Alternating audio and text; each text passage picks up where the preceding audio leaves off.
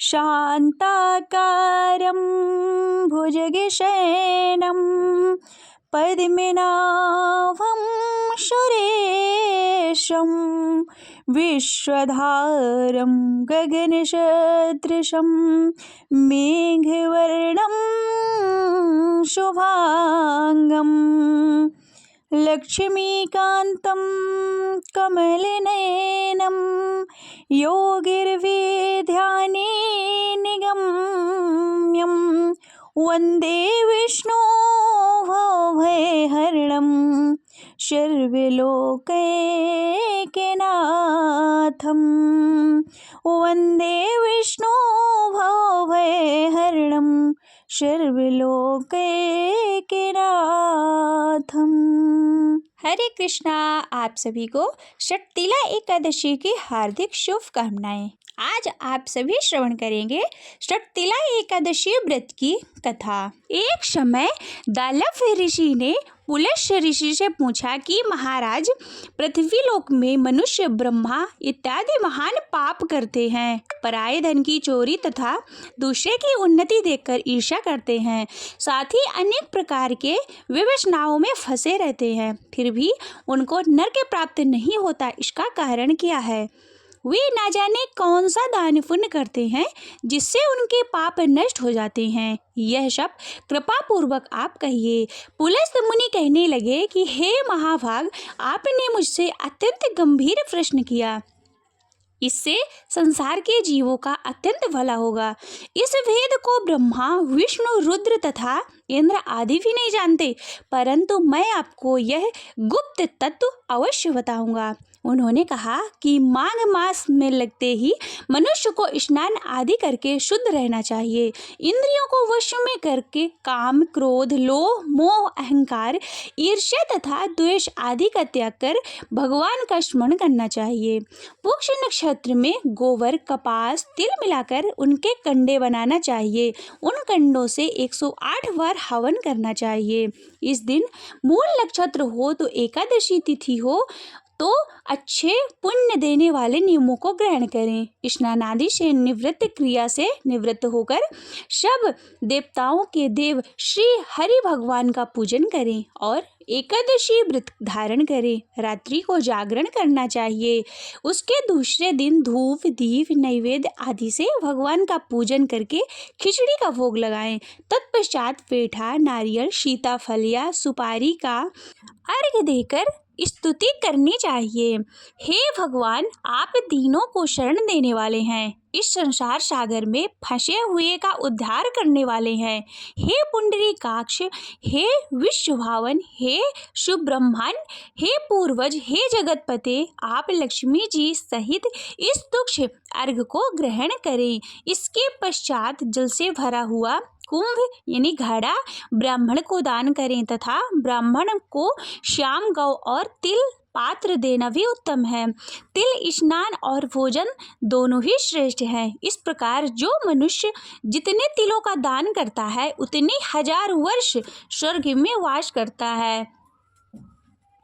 तिल के यहाँ पर 6 नियम बताए गए हैं।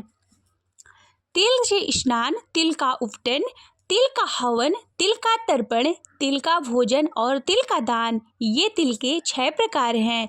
इसके प्रयोग के कारण यह षटतिला एकादशी कहलाती है। इस व्रत को करने से अनेक प्रकार के पाप नष्ट हो जाते हैं। इतना कहकर पुलस्त्य ऋषि कहने लगे कि अब मैं तुमसे इस एकादशी की कथा को कहता हूँ। एक समय नारद जी ने भगवान श्री हरि विष्णु से यही प्रश्न किया था और भगवान ने जो षटतिला एकादशी का महात्म्य नारद जी से कहा था सो मैं तुमसे कहता हूँ। भगवान ने नारद जी से कहा कि हे नारद, मैं तुमसे सत्य घटना कहता हूँ, ध्यान पूर्वक सुनो। प्राचीन काल में मृत्युलोक में एक ब्राह्मणी रहती थी। वह सदैव व्रत किया करती थी। एक समय 1 मास तक व्रत करती रही। इससे उसका शरीर अत्यंत दुर्बल हो गया। यद्यपि वह अत्यंत बुद्धिमान थी, तथापि उसने कभी देवताओं या फिर ब्राह्मणों के निमित्त अन्न या धन का दान नहीं किया था। इससे इससे मैंने सोचा कि ब्राह्मणी ने तो व्रत आदि से अपना शरीर शुद्ध कर लिया, अब इसे विष्णु लोक तो मिल ही जाएगा, परंतु इसने कभी भी अन्न का दान नहीं किया, इससे इसकी तृप्ति कैसे होगी। भगवान ने आगे कहा, ऐसा सोचकर मैं भिखारी का वेश बनाकर मृत्युलोक में उस ब्राह्मणी के पास गया और उससे भिक्षा मांगी। वह ब्राह्मणी बोली, महाराज किस लिए आए हो? मैंने कहा, मुझे भिक्षा चाहिए। इस पर उसने एक मिट्टी का ढेला मेरे भिक्षा पात्र में डाल दिया। मैं उसे लेकर स्वर्ग में लौट आया। कुछ समय बाद ब्राह्मणी भी शरीर त्याग कर स्वर्ग में आ गई। उस ब्राह्मणी को मिट्टी का दान करने से स्वर्ग में सुंदर महल मिला, परंतु उसने अपने घर को अन्नादि सब सामग्रियों से शून्य पाया।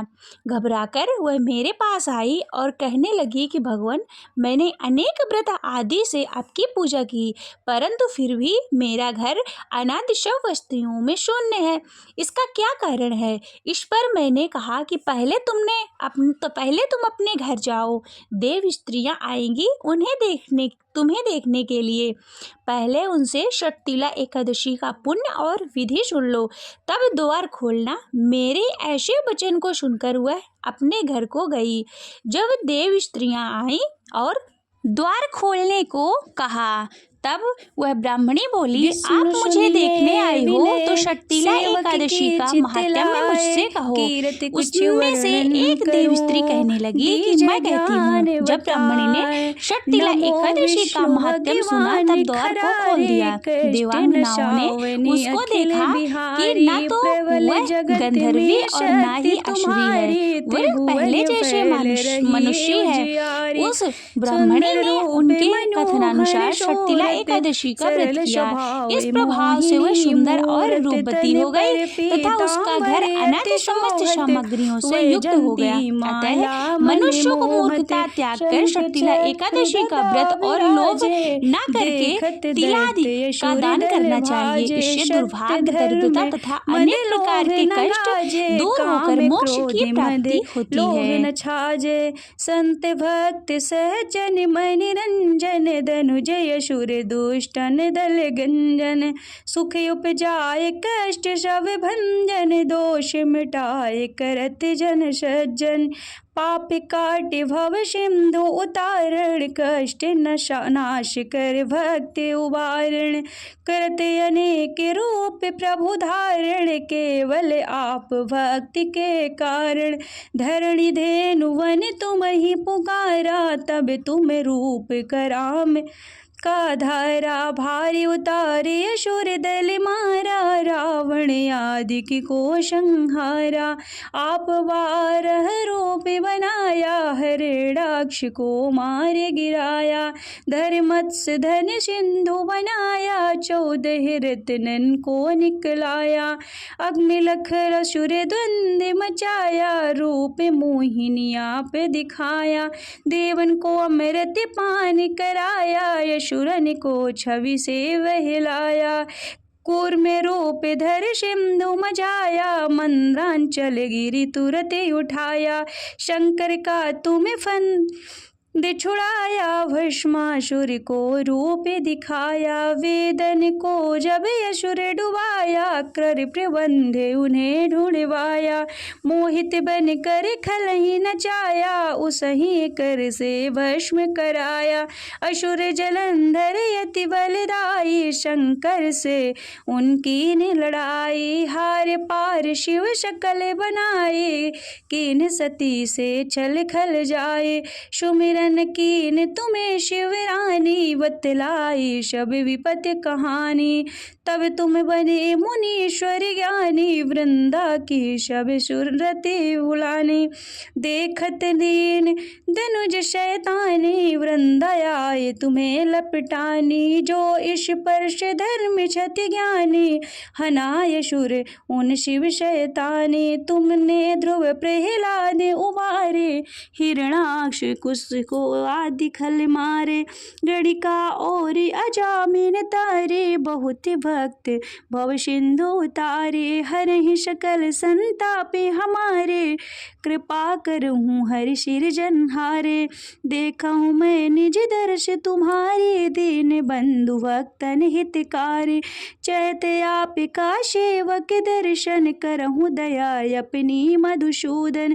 जानू नहीं योग्य जप पूजन हो यज्ञ स्तुति अनुमोदन। शील दया संतोष सुलक्षण विदित नहीं वृतिमो बोध विलक्षण। करहूँ आपका किस विधि पूजन कुमति विलोक होते दुख भीषण। करहूँ प्रणाम कौन विशो विधि सुमिरन कौन भांति मैं करहूँ समर्पण। सुर मुनि करते सदा सेवकाए हर्षित रहते परम गति पाए। दीन दुखीन सब सदा कहाए निज जन जान लेवे अपनाई। पापे दोष संताप नशाओ भव बंधन से मुक्ति कराओ। सुख संपत्ति से सुख उपजाओ निज चरणन का दास बनाओ। निगम सदा ही विनय सुनावे पढ़े सुने जो जन सुख पावे। ओम जय जगदीश हरे स्वामी जय जगदीश हरे। भक्ति जनों के संकट दास जनों के संकट क्षण में दूर करी। ओम जय जगदीश हरे। जो ध्यावे फल पावे दुख विनशे मन का। स्वामी दुख विनशे मन का सुख संपत्ति घर आवे। सुख संपत्ति घर आवे कष्ट मिटे तन का। ओम जय जगदीश हरे। मात पिता तुम मेरे शरण गाऊँ मैं किसकी। स्वामी शरण गाऊँ मैं किसकी। तुम बिन और न दूजा तुम बिन और न दूजा आश करूँ जिसकी। ओम जय जगदीश हरे। तुम पूर्ण परमात्मा तुम अंतर्यामी। स्वामी तुम अंतर्यामी पारि ब्रह्म परमेश्वर। पारि ब्रह्म परमेश्वर तुम सबके स्वामी। ओम जय जगदीश हरे। तुम करुणा के सागर तुम पालन करता। स्वामी तुम पालन करता। मैं मूर्ख खल कामी मैं मूर्ख खल कामी कृपा करो भरता। ओम जय जगदीश हरे। तुम हो एक अगोचर सबके प्राणपति। प्रभु सबके प्राणपति किस विधि मिलो दया मैं किस विधि मिलो दया मैं तुमको मैं कुमति। ओम जय जगदीश हरे। दीन बंधु दुख हरता तुम ठाकुर मेरे। स्वामी तुम रक्षक मेरे। अपने हाथ उठाओ अपने शरण लगाओ द्वार पड़ा तेरे। ओम जय जगदीश हरे। विषय विकार मिटाओ पाप हरो देवा। स्वामी पाप हरो देवा। श्रद्धा भक्ति बढ़ाओ श्रद्धा भक्ति बढ़ाओ संतन की सेवा। ओम जय जगदीश हरे। तन मन धन और संपत्ति सब कुछ है तेरा। प्रभु सब कुछ है तेरा।